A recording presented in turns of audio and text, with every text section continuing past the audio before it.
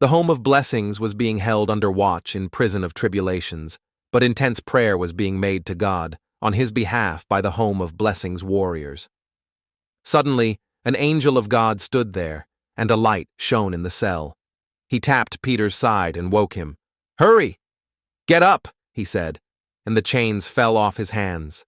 The angel said to him, "Put on your clothes and sandals, throw on your robe, and follow me."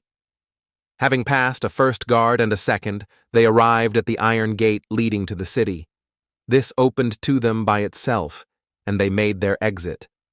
They went down the length of one street, and suddenly the angel left him. The word of the Lord went on growing and being multiplied. As the wicked force fled before the home of blessings down the road, God threw huge hailstones down on them all the way, and they are all destroyed because of the hail, then of the sword. Then the home of blessings spoke to God in the sight of his warriors. "Sun, stand motionless over the home of blessings. Moon, you too, stay over the hill of righteous." So the sun stood still, and the moon stayed put, till the home of blessings accomplished their goals. The sun stood still in the sky and was in no rush to set for nearly a whole day. There has never been a day like that before or since, when God listened to the voice of a man. It happened because God was fighting on the behalf of the home of blessings. The woman was a Greek, by birth a Syro-Phoenician, and she begged the word of God to heal her daughter, by saying, "Even the dogs under the table eat the children's leftovers." Then the word of God said to her, "Your daughter is healed because you have shown great faith with humility and relentless persistence." People brought him a deaf man who had a speech impediment. They asked the word of God to lay his hand on him.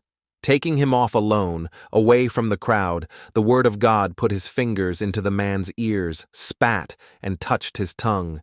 Then, looking up to heaven, he gave a deep groan and said to him, "Be opened." His ears were opened, and his tongue was freed.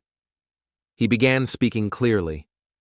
The word of God ordered the people to tell no one, but the more he insisted, the more zealously they spread the news. People were overcome with amazement. "Everything he does well." They said, "He even makes the deaf hear and the dumb speak." I will wholeheartedly give thanks to God, in the council of the upright and in the assembly. The deeds of God are great, greatly desired by all who enjoy them. His work is full of majesty and splendor, and his righteousness continues forever. God has gained renown for his wonders. He is merciful and compassionate. God gives blessings to those who revere and worship him, as he remembers his covenant forever.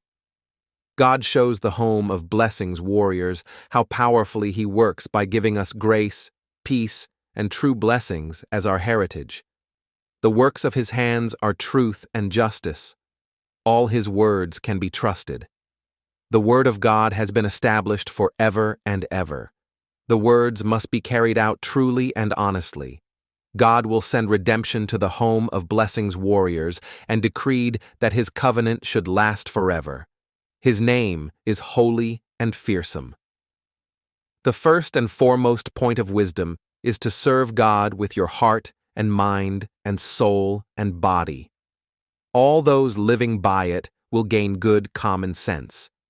The offering of 10,000 worships by the home of blessings warriors will stand forever.